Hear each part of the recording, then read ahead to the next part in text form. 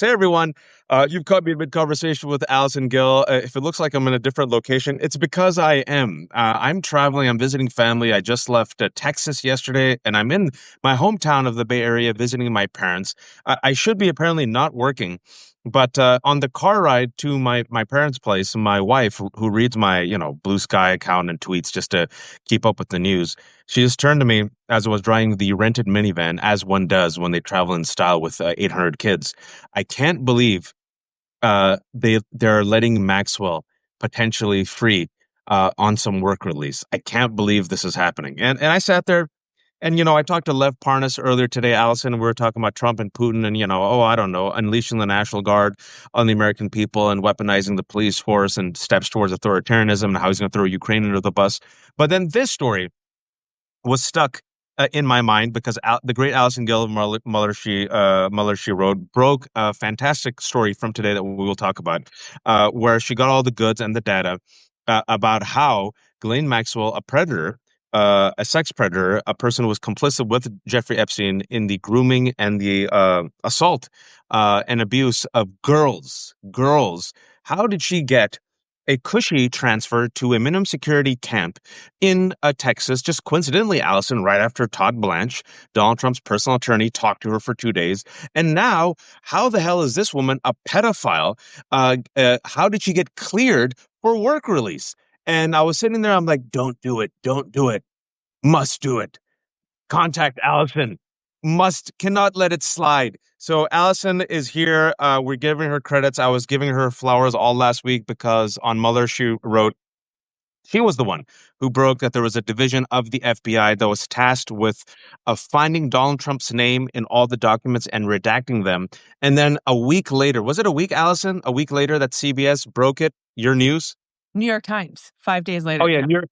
5 days later, New York Times broke Allison's news. But today, thankfully, Allison's getting all the flowers because Huffington Post called her up, confirmed it, cited it. So it's Allison, the trending news today that Ghislaine Maxwell, the pedophile, the sex predator, who got moved to Texas in a cushy quid pro quo, it was a quid pro quo, folks, now has been cleared for work release.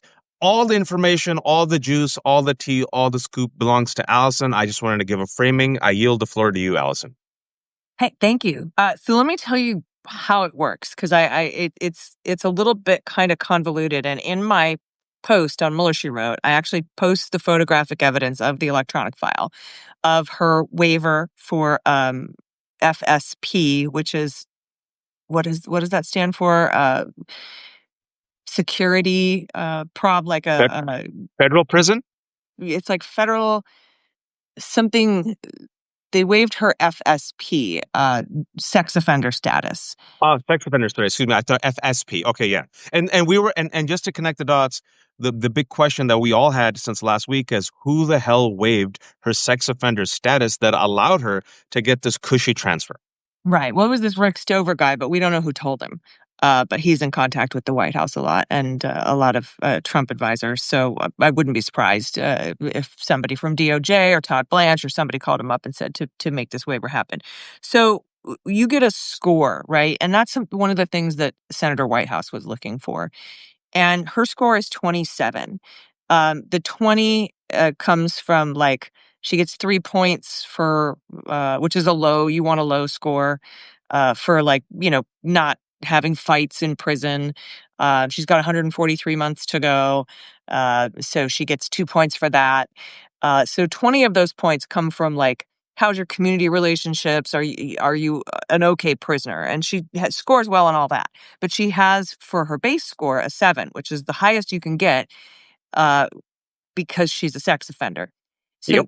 the total score of 27 automatically puts you in a minimum risk category with the out designation, meaning if you aren't a sex offender, you can go to FPC Bryan or another, club fed and possibly work outside of the walls, right, for different work assignments. But if you are a sex offender, you're not allowed to be transferred to a minimum security camp like that. And you certainly can't work outside the walls of the prison. But her sex offender status was waived. And so she has a minimum rating because of her points, and she has that out designation. But as a sex offender, she should never have been sent to that camp that allows people to work outside the walls. So I want to be clear. I don't have any uh, evidence or any reporting that she has worked outside the walls, but her designation on her form by way of her minimum level is allows her to do that, and her sex offender status has been waived. So, So so she's been cleared. So essentially, a right. person of her status, a sex offender who was convicted and serving, last time I checked, a 20-year sentence in Florida, number one, should have never been sent to Texas, a club fed, a minimum security camp. In order to get sent, folks, someone had to have waived her sex offender status. That's number one. So number two, so number one, we have to ask ourselves why. Why is Ghislaine Maxwell, who just pretty much kind of recently started serving her sentence, why did she get sent? Who waived her sex offender status that allowed her to now come into this minimum security camp where, as a result of the waiving of the sex offender status, she has essentially met the criteria to be cleared for work release. Did I get that right? Yes, that's exactly right. So I am not clear as to whether they also like.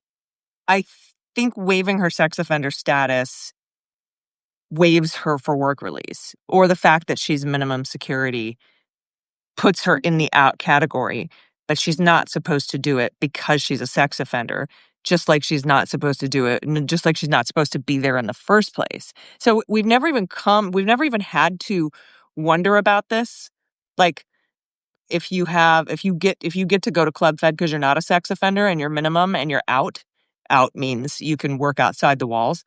We've never had to wonder what happens to a sex offender that ends up in one of these prisons that allows work release because it's never happened in the history of the Bureau of Prisons.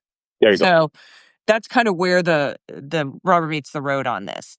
So again, I don't know if she's actually worked outside the walls of this prison, but she is, according to her her digital file, cleared for it. And to connect the dots, folks, this sweetheart deal, this never before seen deal, is something that never happens. This is so unprecedented in the worst of ways, has happened once before in 2008. Allison, can you remind people what that was? Yeah, that's the sweetheart deal. It was given to Jeffrey Epstein by Alex Acosta, who then later got a labor secretary job from Donald Trump in his first administration, and now sits on the Newsmax board and just signed a big cushy deal for streaming with the Trump media company. I'm sure Mm. that's just a coincidence. Uh, but he was given a deal where he had to plead guilty to 2 counts of prostitution, I believe.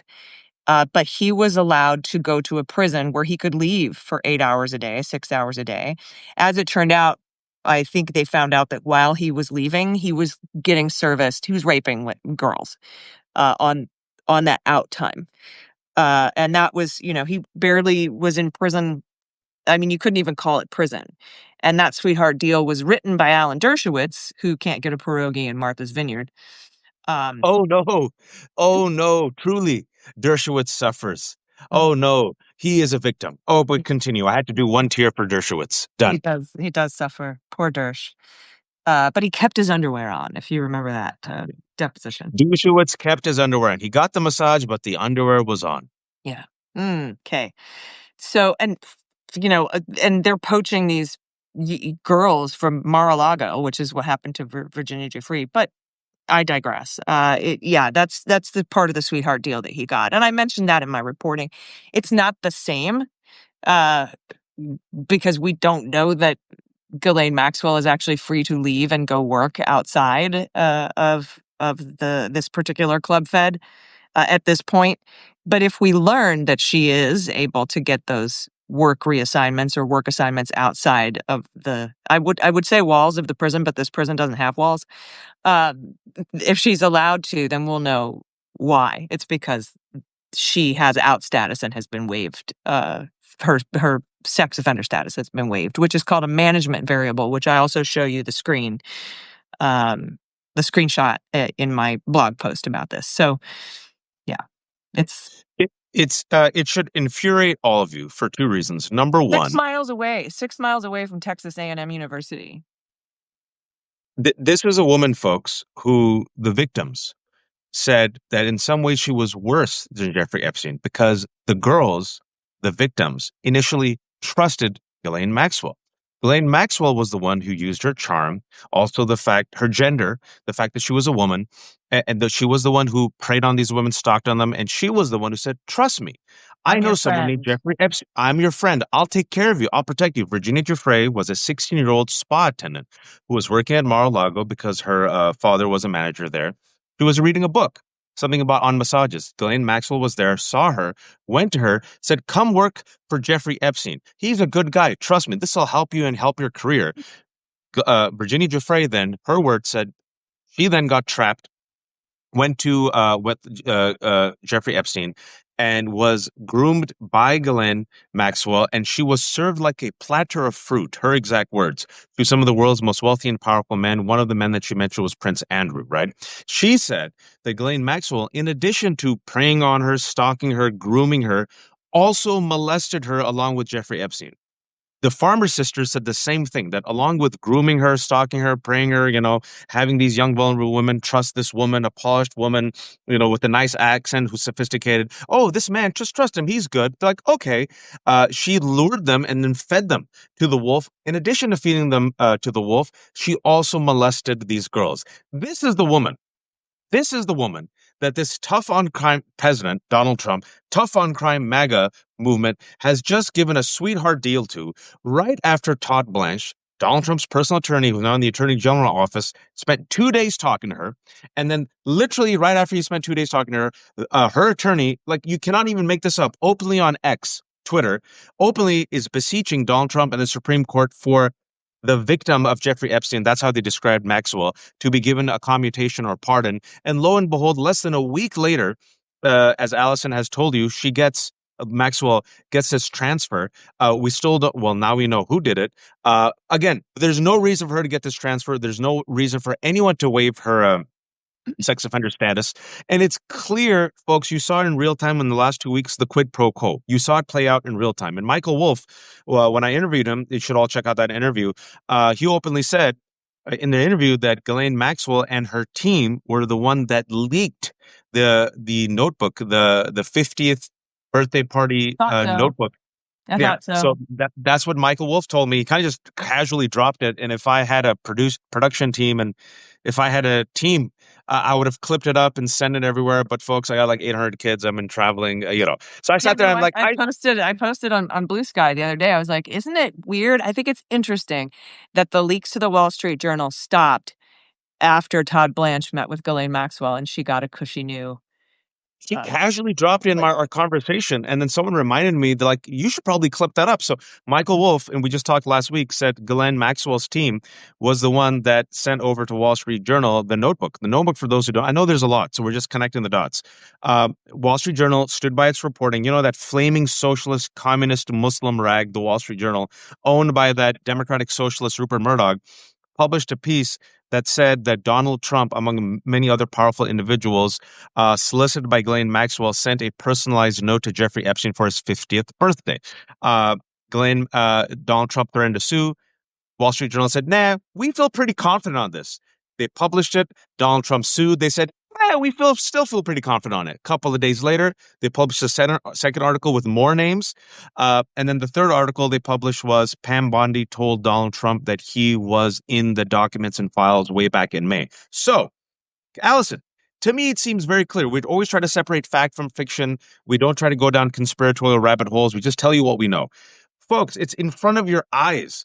Look at the timing of it. Wall Street Journal drops that bomb. MAGA gets really pissed off. Another bomb gets dropped. Another bomb gets dropped. Todd Blanche gets sent. Goes and talks to Ghislaine Maxwell. They talk in secrecy. No one knows what they talked about. Literally right after he leaves, her attorneys ask the Supreme Court and Trump for a pardon. Voila! Less than a week later, she gets transferred. Allison and I and everyone else here are like, how the F did she get transferred? And now, thanks to Allison's great reporting, we know kind of how it happened, and now she's been cleared for release. Allison, what did I miss? Fill in the dots. You're the brains. No, you got it. I think this is kind of just a clear tactic that the Trump administration, Trump himself and his allies have used for so long. The survivors are always left out of the conversation. Back in 2008, Acosta violated the law, Alex, not Jim, when he failed to alert the victims to the fact that a deal had been reached with Epstein. Yep. When they wrote to the two judges in the Epstein and Maxwell cases asking for the grand jury materials, they left the consideration of the survivors out, and the judge was like, "You can't do that. You have to tell me what's going on with them." The meeting between Maxwell and Blanche, which is a Trump proxy, no survivors anywhere in that whole picture. We've seen this time and time again from this administration. I remember when Jared went to the Middle East to do peace talks, and Trump proxy was there, Israel was there, nobody from Palestine was there. Nope. So they weren't invited. Right now, on his way to Alaska is a Vladimir Putin to do peace talks with Donald Trump about Ukraine. Guess who's not there? Ukraine. Zelensky, Ukraine. So now you've got It also happened, Allison, because I keep receipts. Also, right when he was elected, if you recall, when they first had the peace meeting in Saudi Arabia, it was Russia, United States, and Ukraine wasn't invited. And when Zelensky was invited to the White House, he was berated by J.D. Vance, who, when he's not vacationing, apparently his two jobs are to wait for Donald Trump to die and to berate Zelensky. If you all remember that, I swear to God, that was this year. It seems like 10 years ago, but that also happened. So that kind of meeting with just the bad guys is something they've long done, and so it's should be no surprise to anyone that Trump proxy Todd Blanche would meet with Ghislaine Maxwell, one of the worst sex traffickers in the history of the United States. Would meet to discuss this in the Epstein files without any of consideration for the survivors or any of their stories. As everyone's saying, if you really want to know what happened, just listen to the survivors. Why do we need to get it from known sex trafficker, convicted sex trafficker, and known liar Ghislaine Maxwell? Why is that your source for what really happened when there's so many other sources that are available to you? So this is just the bad guys getting in a room together and coordinating and conspiring about what to do. Is they've always done it this way, and so we should expect nothing more, nothing less. It's so reckless. It's so naked. It's so shameless. It's done without any subtlety whatsoever. And maybe, just maybe, Allison, maybe some Democrats are finally listening to us. I know some of their aides listen to us, even though they don't admit it. But today, if you heard, Ro Khanna, I'm here in the Bay Area, Representative Ro Khanna of the Bay has announced, I've been telling him to do this for 2 weeks. You and I have been talking about the victims. There are survivors, hundreds of girls. Ro Khanna is going to have a press conference with the survivors. And I'm like, how? Finally, this should have happened 1 month ago, 3 weeks ago, 2 weeks ago. But, just do a press conference. Do a press conference with the survivors. Do hearings. Have this in the news, and not just in the news, folks. And I don't want to be callous about this, but I have to talk about it through strategy and also through ethics. Strategy, because first and foremost, you need something that will weaken this fascist. And this is the only kryptonite that seems to be weakening him. He has two E's as his weakenings, Epstein and the economy. Economy, just wait 3 months, folks. Sadly, I hope I'm wrong. Don't think I am. But the Epstein is his kryptonite. Maybe keep it in the news nonstop 24/7. Maybe also get justice and justice for the hundreds of girls. And I'm so glad that Allison used the word girls. And I know it was rough to hear, but he raped girls. He raped girls. And those victims have been thrown under the bus. And I'm glad Allison brought the receipts. In 2008, the sweetheart deal, they were supposed to inform all those girls who were at the time young women who came out, risked themselves, and they were so happy. We finally have them dead to rights.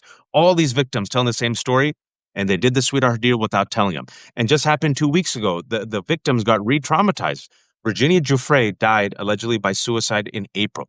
The woman, just a traumatic life, allegedly killed herself. Donald Trump couldn't even muster any empathy. You all remember when asked about Virginia Giuffre, specifically when asked about a follow-up question, well, you mentioned yesterday in Scotland that you and Epstein had a falling out over property. Can you expand on that? He stole from me.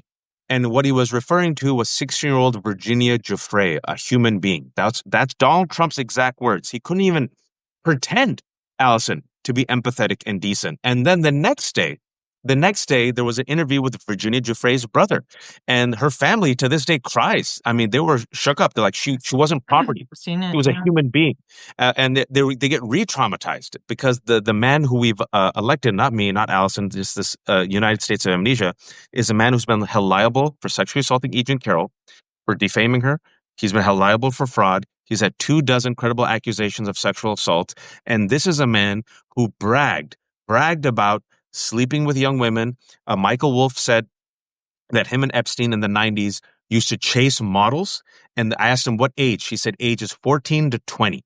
And Trump also, if you all recall, took over Miss Teen USA and Miss America USA. And there are reports that he used to go Miss Teen USA. When the girls were changing, he used to go there and act like a creep. And they're like, why is this old man here? And he used to point at girls, 10-year-old girls, 12-year-old girls, and say, in 10 years, I'll be dating her. This is the man who just gave Ghislaine Maxwell, a pedophile, a sweetheart deal. I think we should just sit with it. And Allison, as this is happening, the reason why it's so infuriating is as this is happening, he says, Washington, D.C., crime-ridden city. I have to nationalize and federalize the police department, unleash the National Guard because big balls got assaulted, while crime is at a historic low. Allison, sorry for my rant, folks. I give it to you. The only reason that there's an increase in crime in Washington, D.C. is because of the occupant of the White House. My problem with everything that's going on here with the you mentioned the two E's that are kryptonite, Epstein and the economy. The thing is the cover up. He's going to try to fix those two things. We've already seen it with the economy. He's fired the Bureau of Labor Statistics commissioner. He's not going to report job numbers on a monthly basis. And everybody was talking about that today. Meanwhile, talking about CPI, the Consumer Price Index. We have seen that inflation is still heating up, and that or is starting to heat up again, and that unemployment is up quite a bit, and he wants rate cuts. But we've talked a lot today about the consumer price index, but I think people have forgotten that back on July 30th, the New York Times reported that most of the staff that calculates the consumer price index is gone. Yep. They're gone. And so we don't have even reliable data for the consumer price index. So while the economy might be as kryptonite, are we going to know how bad it is outside of just, what's the weather like? Open a window. What's the economy like? Open your wallet. It's going to actually have to hit people in the pocketbook. And I imagine that it will, but he's going to try to fix that. And he's trying to fix the Epstein problem. By reaching a quid pro quo with the only living person who knows, outside of the survivors where all the bodies are buried that could actually hurt him. And she is actually the focal point because you and I were like, oh, but what about that Wall Street Journal? Turns out that was her as well. So Yeah, according to Michael Wolff, he let it slip. That it was like her or her team that has the goods, and it makes sense, folks. Who else would have it? Who else would have it? Of course she'd have it. She's the one that solicited all these powerful people to write a birthday message for Jeffrey Epstein's 50th birthday. One of them was Donald Trump. Allegedly, after they broke up, follow the timeline. It doesn't make any sense. Virginia Giuffre was 16 years old when she was first approached by Ghislaine Maxwell. She died at the age of 41 just a couple months ago in April. So you do the month, that's 25 years. That's 2000. In 2002, folks, we have Donald Trump openly saying, oh yeah, Jeffrey Epstein, great guy, likes the girls a bit young. And then also at that time, he's the one who wrote that nice little note to Jeffrey Epstein. So they were still chummy. And the actual real breakup happened allegedly in 2004 when Donald Trump stabbed his closest friend in the back over a property deal in Florida. And who said that he was Donald Trump's closest friend? Jeffrey Epstein, on the record. We've heard the audio files. As this is happening, Allison, and I'm glad you mentioned the point. I was going to bring it up about the Bureau of Labor Statistics. Like any fascist, he says the following: ignore the evidence of your eyes and ears. 1984, George Orwell said that was the most final essential command. All authoritarians do this. They purge the scholars, the journalists, the judges, the newspapers. They have a ministry of truth, right? Anyone who goes against them is the enemy of the people. Who used that term? Stalin. Right now, he has removed the person who's the commissioner of BLS because the job numbers came out and they showed terrible terrible numbers where very limited growth in the private sector. They downgraded it by, I think, 250,000. The stock market had its lowest numbers coinciding with that job report since 2020. Who was president in 2020? Oh, yeah, Donald Trump, right? No, it was Biden. It was Joe Biden. I'm sorry. Joe Biden was Joe president. Biden. Yeah. All the markers, folks, show that we're heading towards a recession. I talked to Justin Wolfers, who's fantastic. I really strongly recommend go back and listen to that conversation. I just interviewed him 3 days ago.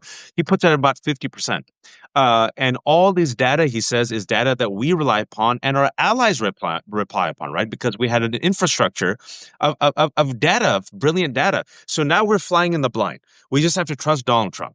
We're also flying in the blind literally when it comes to the FAA, because now our friggin' airports can't be trusted because they gutted the FAA, right? We're also flying in the blind when it comes to history because now he wants to rewrite history by taking over the Smithsonian, not making this up. And also we were trying to rewrite history on the Epstein file and the economy and on January 6th. Folks, he's going full authoritarian and he has normalized, and we're not even talking about this, he has normalized National Guards on the streets. That was why we should have been in the streets when it happened in LA. And he said, well, it happened in LA. All right, nothing really happened. Let me do DC. Next is going to be Chicago. After that, it's going to be New York. What am I missing, Baltimore, Allison? Oakland, he mentioned. But yeah, no, you're absolutely right. And I think we're kind of preaching to the choir here when we talk about full-blown authoritarianism. But I mean, this whole what Michael Wolff said to you, it just makes complete sense to me because you got the Wall Street Journal, you got Trump mad, you got him suing Murdoch, then you got the meeting with Ghislaine, and then the leaks stop, and then she gets to go to Club Fed, and now we'll see the lawsuit dropped against the Wall Street Journal. Watch, because that was that wasn't two threats. That was just one threat. If in fact it was Ghislaine Maxwell that was feeding them that information. So, and I talked to Andy McCabe on the Unjustified podcast. That visit with Ghislaine Maxwell was not a proffer session.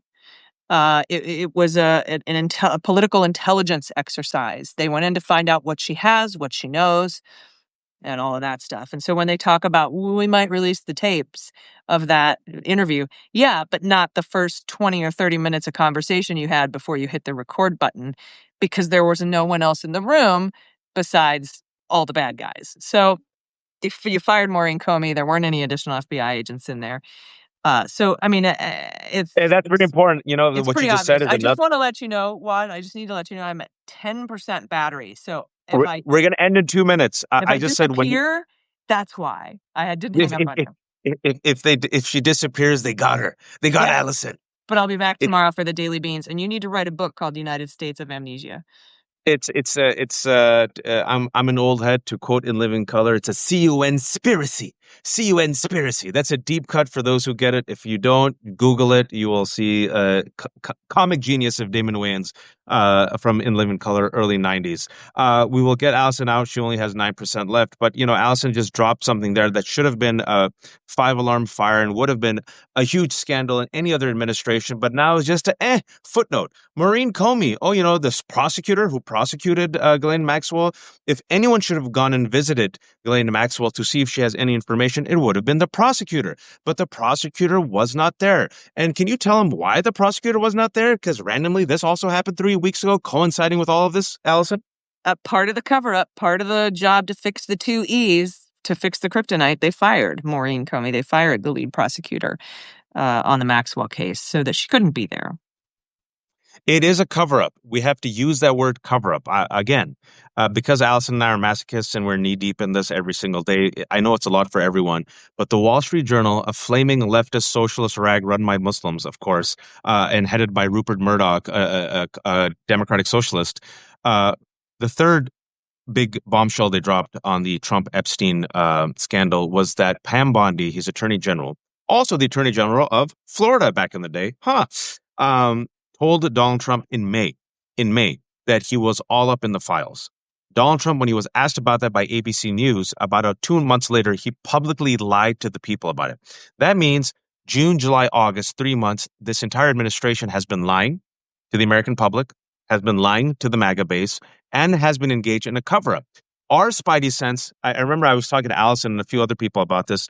got triggered a few weeks before when you had bug-eyed Kash Patel and Dan Bongino come out and say, trust us, bro. We saw the tape, bro. Everything's fine, bro. And I'm like, why does Dan Bongino look so shook up? And I think, and then also what we found out from reporting is Kash Patel, and this is just so exquisite, maybe actually hire FBI agents to head the FBI. He gossiped and told people that Donald Trump was all up in the files, right? So what Lev Parnas is saying is Lev was also accurate about this. He predicted this with his sources, so his source was on point. Everything you've seen the past 2 weeks what Lev is saying, Allison, is to keep an eye out on Bongino. He says Bongino, as a culture warrior, has lost his credibility because Bongino and Kash Patel were the people leading the fight against the deep state and promising to release the Epstein files. Well, guess what? They're not the deep state, and their base is saying you sell out. So Bongino's is shooketh. He's shook up. Plus, he also has to work like a real job. So that also is like distracting him because he also realized that federal job is like, tough. And he might divorce his wife as a result. So there's huge tensions. And what Parnas told us is that the White House is trying to co-opt Bongino again. He's still a potential loose wheel here. So they're worried that Bongino might squeak, might leave, might actually throw them under the bus. So that's an interesting angle to look. So, folks, the reason why this is very important is the Epstein scandal. First and foremost, as Allison said, bringing it back full circle, there are hundreds of girls who were raped by some of those powerful people on earth. And these girls went out of their way, risking their life and security to put their story on the record. And this country ignored them for 2 decades. Those girls who are now women deserve justice. Virginia Giuffre is dead. She was groomed by Ghislaine Maxwell and then molested by both Ghislaine Maxwell and Jeffrey Epstein. The people who gave Jeffrey Epstein money, they're still alive. You can ask the CEO of Victoria's Secret, why did you give him power of attorney, Leslie Wexner? Why did you give him a $77 million townhouse in Manhattan for free? Leon Black is still alive. Leon Black is still alive. Alex Acosta. Why did you give him a sweetheart deal? When you said he's intelligence, what does that mean? Ehud Barak, former Prime Minister of Israel. Why did you meet Jeffrey Epstein time and time and time again in New York? Donald Trump, President of the United States of America. How did you guys party in the 90s? Where did you go? When you chase models, what age were those models? And what's in the actual documents and files? And why did you have the FBI division redact your name, as Allison broke the scoop weeks ago? And why did Ghislaine Maxwell, a predator, a pedophile, get moved and a type of special treatment no one ever has been given before? And this, folks, as we have said, is the only kryptonite of Donald Trump that we've witnessed in the past 10 years. It was the pandemic, this, and the economy that's about to tank. But the Epstein files is that huge kryptonite he cannot ignore. He tries to put a Band-Aid on it, folks. No Band-Aid works. The base, and folks, it's not just the base. 80+% of Americans are following this. This is the only thing in the past decade in America that is truly a water cooler conversation and is bipartisan. And Allison Gill is on top of it. She is a workaholic. She's a machine. She's independent. I don't know how she gets these scoops, so she cranks them out. And today I'm so lucky that she finally got her flowers. The last couple of scoops, corporate media took it a few days before, but they never mentioned her. So I wanted to make sure that we got the person who actually broke the news. We give her flowers today. And the way you give her flowers is you go subscribe to Mueller, She Wrote. It's free. Like me, Allison is a terrible capitalist. She has everything for free without paywall. And also, you have to listen to Daily Beans. It is her daily podcast where she breaks down the news with some sarcasm and swear words. And it's very digestible for the people who get overwhelmed. She synthesizes it in Allison Gillish Cliff Notes. And folks, go listen to her, go read her piece that is out today. I will put it up later today on my Substack, but I think Allison will probably get this conversation out before me because I'm traveling. Forgive me, I'm in Fremont, California, my hometown, visiting my family, visiting my parents. You can read all about and go back to where you came from. If you know in my book, Go Back to Where You Came From. And this is the Left Hook Substack, like Allison, no paywalls, all free. There's about 1,300 people watching. We were talking about 35 minutes. Strongly recommend that people join us late. In 20 minutes, this will be up on Allison's Substack. Listen to what Allison said. She broke the news today.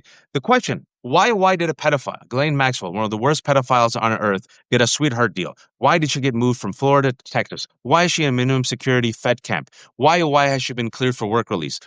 Why Yeah, and are Wash, the I questions? can real quick for everybody who joined late, I can just tell you that I've posted the actual electronic file, screenshots from the electronic file. I've seen the file, and what I can say is that she is a minimum low security with a designation of minimum and a designation of out, which means she can work outside of prison walls. But when you are a sex offender and you have a public safety factor, that's it, PSF. I was saying FPS earlier. It's public safety factor sex offender. When you have that, you are not allowed to be in a minimum security camp and you are not allowed to work outside the walls. However, somebody came in and did a variable management variable that said that PSFWAV, meaning your public safety factor of sex offender has been waived, which I have to assume means that she can be, moved to the minimum security prison and can work outside the walls. But I want to let everybody know that we do not have any confirmation that she has done any work assignments outside of the club fed, but it's right there in black and white that that her status is minimum and out, and that her PSF sex offender status is waived, which would allow her to do that. So that was the reporting that I got today, and that's what I put out at MuellerSheWrote.com. Again, free. Daily Beans also free. So thank you so much for listening, and Wash, thanks for having me on here. And if you seriously, if you haven't read Wash's book, you need to read his book. It's called Go Back to Where You Came From. I had you on my podcast years ago when it came out. Thank you. It's just an incredible story, full of it. You will laugh, you will cry, and you will get a sense of his hometown where he is now visiting his family. Yeah, and a sense of America, I hope. Thank you, Allison. We got you out right before your phone died. Folks, it's The Left Hook. Allison's at Mueller, She Wrote. Please subscribe. If you have a few bucks, give a few bucks to Allison. If you have a few more bucks, give it to me. There's 2 cats. There's a cat tax. If you can, give the cats. I miss our cats now. My poor cats at home. We're looking at the video, but we'll see them soon. And thank you for Allison for taking the time. Sorry that I'm like this. I'm traveling, but I had to talk to Allison about it because it made my wife's blood boil when she heard about this. And the more and more as I sat and was driving to my parents' apartment, I was like, I'm pissed. I have to talk to someone. We have to be informed as they're rewriting history. The fascists are rewriting history. We cannot let them take our story, our narrative, and our voice. That's what fascists do, which is why it's so important, folks, to speak out, to tweet, to post, to write, to support people like Allison and the truth tellers. Don't let them silence you.